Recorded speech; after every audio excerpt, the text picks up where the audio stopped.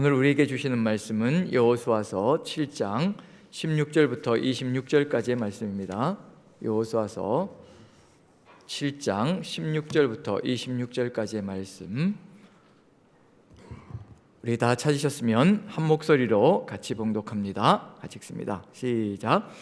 이에 여호수아가 아침 일찍 일어나서 이스라엘을 그의 지파대로 가까이 나오게 하였더니 유다 지파가 뽑혔고, 유다 족속을 가까이 나오게 하였더니 세라 족속이 뽑혔고, 세라 족속의 각 남자를 가까이 나오게 하였더니 삽디가 뽑혔고, 삽디의 가족 각 남자를 가까이 나오게 하였더니 유다 지파의 세라의 증손이요 삽디의 손자요 갈미의 아들인 아간이 뽑혔더라.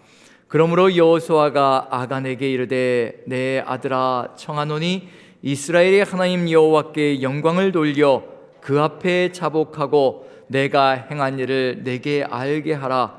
그 일을 내게 숨기지 말라 하니, 아간이 여호수아에게 대답하여 이르되, 참으로 나는 이스라엘의 하나님 여호와께 범죄하여 이러이러하게 행하였나이다.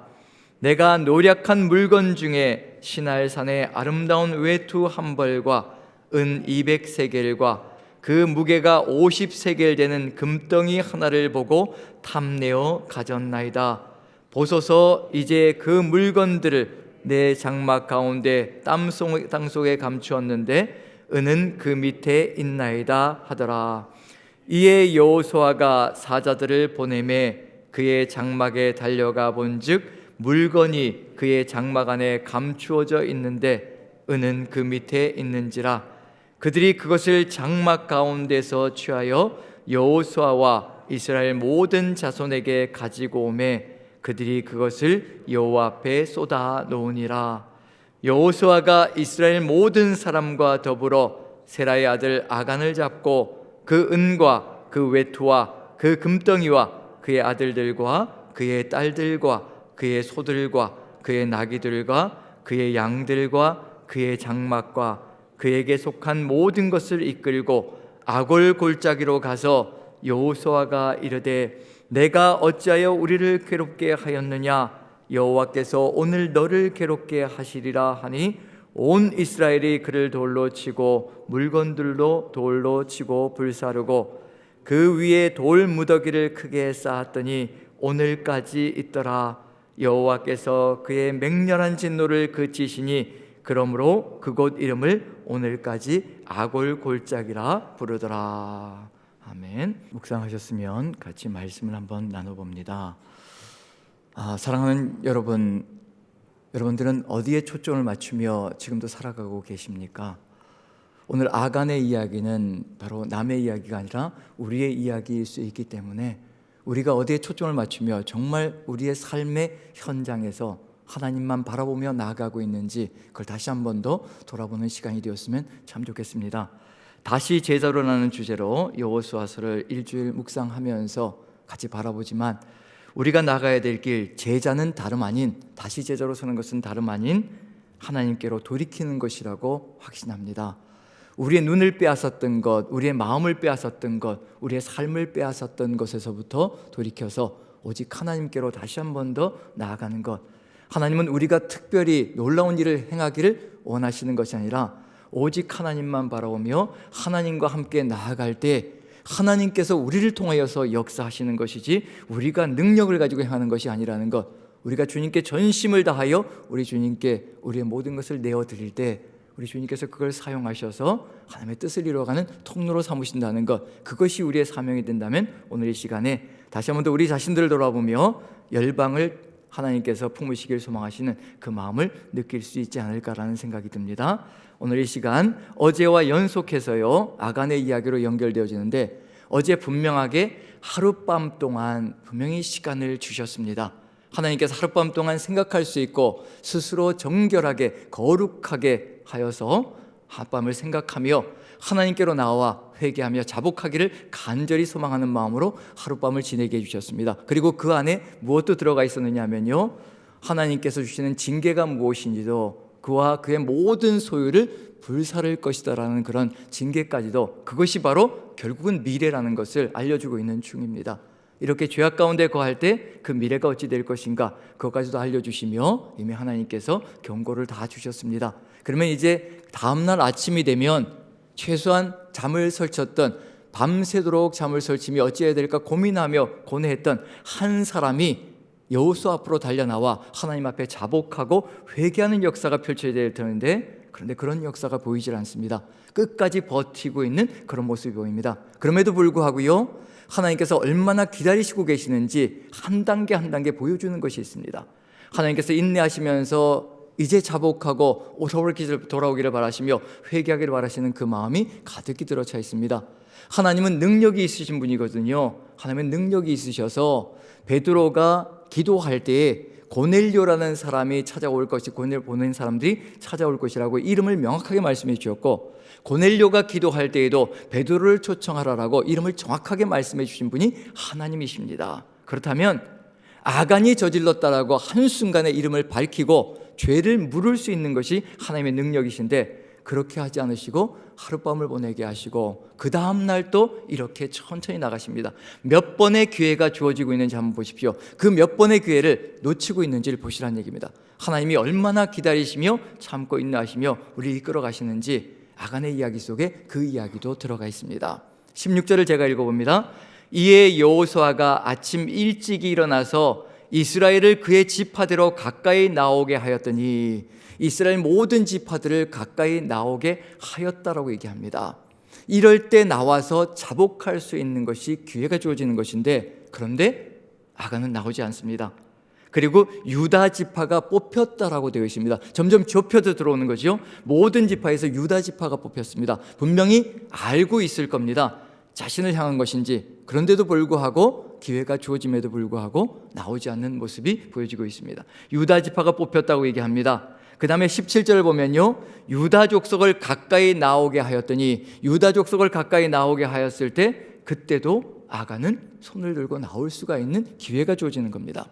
그런데 계속 버티고 있는 중입니다. 왜 이렇게 인생들이 버틸까? 분명히 하나님께서는 다 알고 계시는데, 하나님은 우리의 중심까지도 다 아시는데, 내 속에 무엇이 들어와 있는지 아시거든요. 하나님의 눈은 온 세상을 두루 감찰하사 전심으로 자기에게 향하는 자들에게 능력을 베푸신다라고 분명히 말씀하고 있거든요. 전심으로 향하고 있는지 아닌지까지도 다 알고 계신 분이 우리 하나님이십니다. 우리를 그 전심으로 이끄시기 위해서 지금도 이끌어 가시는 분이시거든요. 하나님의 마음이 그렇다는 겁니다. 그런데 유다 족속을 가까이 나오게 하였더니 그때도 나오지 않습니다. 세라 족속이 뽑혔다라고 얘기합니다. 한 번, 두 번, 세 번, 네 번 계속 기회가 상실되어져 가고 있는 중입니다. 세라 족속이 뽑혔다고 합니다. 세라 족속의 가족 속에 분명히 자신이 포함되어 있다는 것을 아간은 알고 있을 겁니다. 그런데도 불구하고 나오지 않습니다. 그 다음에 세라 족속의 각 남자를 가까이 나오게 하였더니 또 세라 족속의 남자들만 가까이 나오게 하였습니다. 그때도 나오지 않습니다. 그리고 또 삽디가 뽑혔다고 합니다.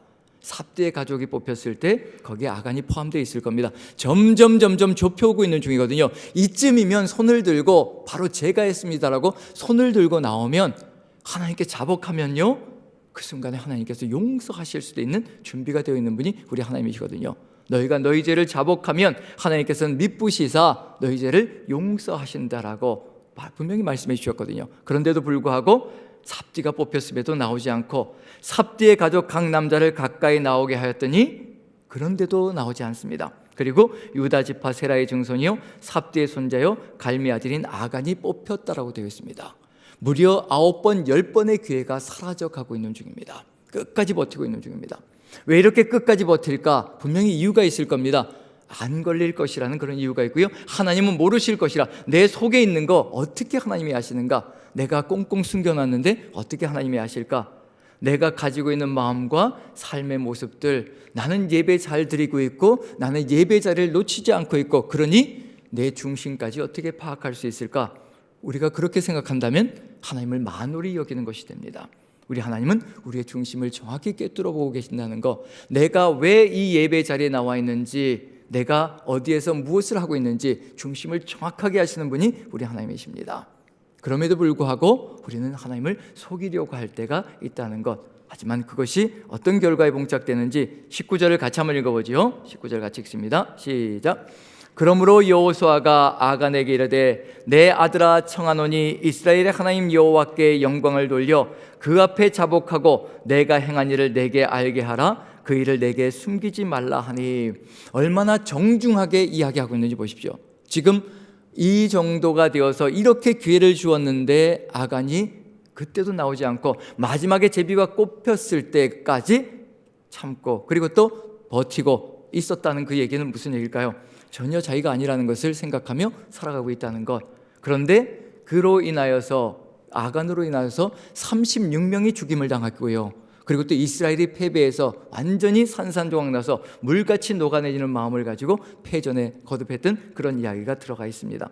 그런데도 불구하고 나오지 않았던 그 아간을 향하여 여호수아가 하는 태도를 보십시오. 이게 바로 우리 하나님의 아버지, 하나님 아버지의 자녀들을 향한 태도가 바로 이와 같은 태도라고 생각되어집니다. 그러므로 여호수아가 아간에게 이르되 내 아들아 청하노니. 이 죄악된 존재야 라고 부르짖을 수 있을 터인데 그런데 그렇게 하지 않고요, 내 아들아 청하노니, 그리고 부탁을 하고 있는 중입니다. 간절하게 부탁하고 있는 중입니다. 내 아들아 청하노니 이스라엘의 하나님께 영광을 돌려라. 지금이라도 하나님께 영광을 돌리고 하나님께 자복하고 철저하게 너의 죄를 회개하는 삶을 살아가라. 그렇게 부탁을 하는 겁니다. 이게 바로 하나님의 마음이거든요. 어찌하든지 죽음의 길로 갈지라도 마지막 순간까지도 회개하는 삶으로 죽음으로 나아갈 수 있게 이끌어 가시는 하나님의 마음이 여호수아를 통해서 그대로 보여주고 있는 중입니다. 우리의 마음은 어떠할까요? 어느 누군가로 인하여서 내가 상처를 받고 고통 가운데 거했을 때, 내가 엄청난 손실을 당했을 때 우리는 그 사람을 향하여 어떤 마음을 품을까요? 원수 같은 악감정을 품을 수도 있습니다. 하지만 하나님의 백성은 절대 그렇지 않습니다. 죄악 가운데 거하고 있는 존재일지라도 정중하게 그리고 가장 친절하게 내 아들아 청하노니 너에게 죄를 자백하고 하나님께 영광을 돌리라고 말씀하는 그런 하나님의 마음이 이 안에 들어가 있습니다. 그리고 아간이 이 마음에 응답하여 20절 같이 한번 읽어보죠. 같이 시작. 아간이 여호수아에게 대답하여 이르되 참으로 나는 이스라엘의 하나님 여호와께 범죄하여 이러이러하게 행하였나이다. 이제 자백하고 자복하며 나오는 그런 일이 벌어집니다. 참으로 나는 이스라엘 하나님 여호와께 범죄하였습니다. 정말로 제가 죄를 저질렀습니다. 고백하며 나옵니다. 그런데 아간이 끝까지 버텼던 이유가 무엇인지, 나는 절대로 발각되지 않을 것이라 그렇게 버텼던 이유가 무엇인지 아마 우리의 마음속에도 이런 것이 있지 않을까라는 생각이 듭니다. 21절을 읽어보면요, 아간이 하는 말 속에, 자백하는 말 속에 자신은 걸리지 않을 줄 알았는데 걸렸다는 그런 의미까지 포함되어져 있는데 같이 한번 읽어보죠. 21절 같이 시작. 내가 노략한 물건 중에 시날산의 아름다운 외투 한 벌과 은 200세겔과 그 무게가 50세겔 되는 금덩이 하나를 보고 탐내어 가졌나이다. 보소서 이제 그 물건들을 내 장막 가운데 땅속에 감추었는데 은은 그 밑에 있나이다 하더라. 저는 예전에는 묵상할 때 이 내용이 보이지 않았는데 그 물건들을 내 장막 가운데 땅속에 감추었는데 은은 그 밑에 있나이다 하더라. 은은 그 밑에 있다는 말을 왜 내뱉을까? 왜냐하면 같이 이렇게 묶어서 숨겨놨다면요, 이렇게 할 필요가 없거든요. 그리고 또 찾아낼 때에도 22절 보면 이에 여호수아가 사자들을 보내매 그의 장막에 달려가 본즉 물건이 그의 장막 안에 감추어져 있는데 은은 그 밑에 있는지라. 왜 또 은은 그 밑에 있다는 얘기가 또 나오는지, 저는 이 얘기를 읽으면서 어떤 느낌이 드냐면요, 아간이 물건들을 절대 걸리지 않도록 다 분리해가지고 숨겨놓는 방법이 다 달랐다는 것을 알려주고 있는 중입니다. 이 옷을 감춰두는 것, 금을 감춰두는 것 더 깊이, 그리고 은은 더 깊이 이렇게 감추어서 절대로 발각되지 않게 하려고 얼마나 최선을 다했는지 그걸 느낄 수 있는 게 바로 아간의 행동 속에 들어가 있었다는 것. 우리의 삶의 여정 속에도 우리가 얼마나 많은 것들을 우리 속에 숨겨두고 있는지, 하나님은 이것만큼은 모르실 것이라, 내 속셈에 이것만큼은 파악하지 못할 것이라. 사람들은 속일 수 있을지라도요, 사람들은 우리의 속셈을 모를 수가 있습니다. 우리의 속에 숨겨져 있는 것이 무엇인지 사람들은 속여낼 수가 있습니다. 하지만 하나님은 절대 속일 수 없습니다.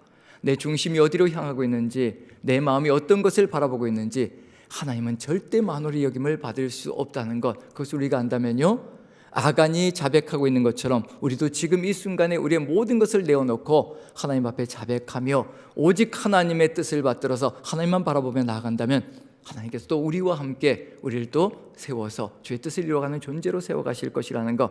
여기 21절을 보면요, 노략한 물건 중에 무엇이 있는지 시날산의 아름다운 외투 한 벌과 은 200세겔과 그 무게가 50세겔 되는 금덩이 하나를 보았다라고 되어 있습니다. 그리고 탐내어서 가졌다라고 되어 있습니다. 이게 어떤 의미를 가지고 있는 것일까? 세 가지 단어가 들어가 있거든요. 보고 탐내어 가졌나이다. 범죄가 어디부터 시작되고 있는지 보시라는 얘기입니다. 먼저 눈으로 보는 것부터 시작됩니다. 눈으로 보게 되면요, 그것이 내 마음속에 들어와서 자리 잡게 됩니다. 탐심이 생기기 시작합니다. 갖고 싶은 마음이 들기 시작합니다. 우리가 무엇을 볼 때 갑자기 마음이 움직이기 시작할까요? TV를 보다가 무엇을 볼 때인가요? 홈쇼핑을 보게 되면 그전까지는 필요 없는 것이었는데 분명히 나에게 소용이 없는 것이고 저게 없어도 살아가는 삶이었는데 홈쇼핑을 보게 되면 저 패션 아이템이 저게 없으면 안 될 것 같고, 그러다 보니까 마음으로 훅 들어와서 저게 있어야만 될 것 같은 마음이 생기기 시작하고, 그 다음에 어떻게 하나요? 손이 이제 움직이기 시작하죠. 다이얼을 돌리기 시작하죠. 보고 탐내어 가졌나이다. 눈으로 보고요, 마음으로 생각하고요, 손으로 행동하는 겁니다. 그래서 예수님께서 말씀하신 것이 있지요. 네가 음욕이 생기거든 어떻게 하라고 얘기하나요? 내 눈을 뽑아버리라고, 내 오른 눈을 뽑아버리라고 말씀하십니다. 그 다음에 오른눈을 뽑은 다음에 어떻게 해야 될까요? 그 다음에 손으로 행동하지 못하도록 내 오른손을 찍어버리라고 얘기하십니다. 이게 무엇이냐면 이게 바로 우리가 눈으로 보고 마음으로 탐식 음욕을 가지고 그 다음에 손으로 행동하기 때문에 눈알을 뽑고 손을 치라라고 말씀하시는 거거든요. 근원을 다 뽑아내라는 겁니다. 악을 저지를 수 있는 모든 근원들을 다 쳐내라는 그런 의미가 들어가 있는 것이 바로 예수님의 마음속에 들어가 있습니다. 하지만 정말 눈을 뽑고 손을 치라는 그런 의미가 아니라 바로 그 정도까지 되지 않는다면 우리는 세상 유혹 속에서 빠져나올 수 없는 존재가 된다는 것을 알려주고 있는 중입니다. 여기서 보고 탐내어 가졌나이다. 그런데 이게 어디에서 있었던 것과 같은 것일까요? 보고 탐내어 가졌나이다. 지금 힌트는 무엇이냐면요, 가나안 땅에 들어왔습니다. 하나님께서 주신 약속의 땅에 들어왔습니다. 새로운 땅을 하나님께서 주신 겁니다. 그 땅에 들어가자마자 또다시 범죄가 일어나기 시작합니다. 그 땅에서, 하나님이 주신 약속의 땅에서 하나님의 빛이 되고 소금이 되어서 열방을 향하여 빛을 비추라고 그 땅으로 들여보내셨는데, 그 땅에 들어가자마자 탐내어서 가져서 세상 사람과 똑같은 삶을 살아가고 있는 중입니다. 그럼 무슨 일이 벌어질까요? 절대로 빛을 발할 수가 없습니다. 우리가 세상 속에서 지금 살아가면서요, 하나님께서 우리가 세상 속에서 소금이 되길 바라시고 그리고 빛이 되길 바라시는 것은 우리를 통하여서, 우리의 선한 행실을 통하여서, 하나님만 믿고 따라가는 삶을 통하여서 세상 사람들이 살아계신 하나님을 보게 하여 주시기를 간절히 소망하시는 겁니다. 그런데 이스라엘 민족이 가나안 땅에 들어가자마자 세상 사람들이 살아가는 것을 탐내어 그것을 가져서, 그것을 가지고 탐심에 빠져서 무너져가는 그런 모습이 보입니다. 우리는 지금 세상 속에서 어떤 삶의 길을 걸어가고 있는지, 정말 소금과 빛의 길을 걸어가고 있는지, 아니면 세상 사람들이 탐내어 가지는 그것들을 우리도 같이 마음속에 품고 똑같은 것을 가지려고 몸부림을 치면서 가고 있는 중인지, 그걸 생각해 본다면요, 내가 지금 걸어가는 그 길도 정말 제자의 길인지 아니면 세상 사람의 길인지를 살펴볼 수 있지 않을까라는 생각이 듭니다. 여기서 보고 탐내어 가졌나이다. 하나님께서 태초에 에덴 동산을 만드시고 아담과 하와에게 에덴 동산을 주셨습니다. 그리고 명령하셨습니다. 선악과는 절대로 따먹지 말라, 먹지 말라. 그때 아담이, 하와가 어떤 일이 벌어졌는가? 하와가 그 선악과 나무를 보고 먹음직도 하고 보암직도 하고 지혜롭게 할 만큼 탐스럽다. 그 나무를 보고 탐스럽다, 탐냈다라는 단어와 같은 단어입니다. 그 다음에 어떻게 했나요? 그 선악과를 땄다라고 되어 있습니다. 따서 먹었다. 따다라는 단어가 바로 가졌다라는 단어와 같은 단어입니다. 보고 탐내어 선악과를 땄다, 가졌다, 똑같은 단어가 똑같이 3번 진행되거든요. 가나안 땅에서도 똑같은 일이 벌어지고 있는 중입니다. 새로운 땅에 주어질 때마다 이런 일이 벌어진다면 또 어떤 일이 벌어질까요? 지금 아간의 죄가 그대로 살아남게 된다면 어떤 일이 벌어질까요? 에덴 동산에서 아담과 하와가 쫓겨났던 것처럼 결국은 이스라엘 전체가 가나안 땅에서, 약속의 땅에서 쫓겨나는 역사가 펼쳐질 것이라는 것.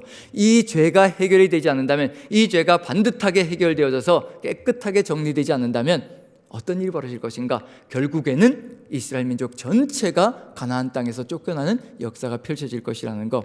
우리의 삶의 여정도 마찬가지입니다. 우리가 살아가는 이 삶의 여정 속에 우리가 이 세상 속에서 정말 주의 제자의 길을 걸어가며 예수 그리스도의 형상을 드러내는 삶을 살아갈 것인가, 아니면 세상 사람의 길을 걸어갈 것인가, 거기에 따라서 우리가 이 땅에서 어떤 결론에 도달할 것인가도 분명히 보여지고 있다는 것. 그래서 디모데전서 6장 9절 10절 제가 한번 읽어보면요, 부하려 하는 자들은 시험과 올무와 여러 가지 어리석고 해로운 욕심에 떨어지나니 곧 사람으로 파멸과 멸망에 빠지게 하는 것이라. 돈을 사랑함이 일만하게 뿌리가 되나니 이것을 탐내는 자들은 미혹을 받아 믿음에서 떠나 많은 근심으로써 자기를 찔렀도다. 이런 결론에 도달하지 않게 만드시려고, 파멸과 멸망에 도달하지 않게 만드시려고 지금도 우리가 이 말씀들을 묵상하며 하나님의 뜻이 무엇인가를 보며 나아갑니다. 자, 여기서 살펴볼 때요, 시날산의 아름다운 외투 한 벌과 은 200세겔과 무게가 50세겔 되는 금덩이 하나를 보았다고 얘기합니다. 이걸 훔쳤다라고 얘기를 합니다. 자, 그렇다면 한번 살펴볼까요?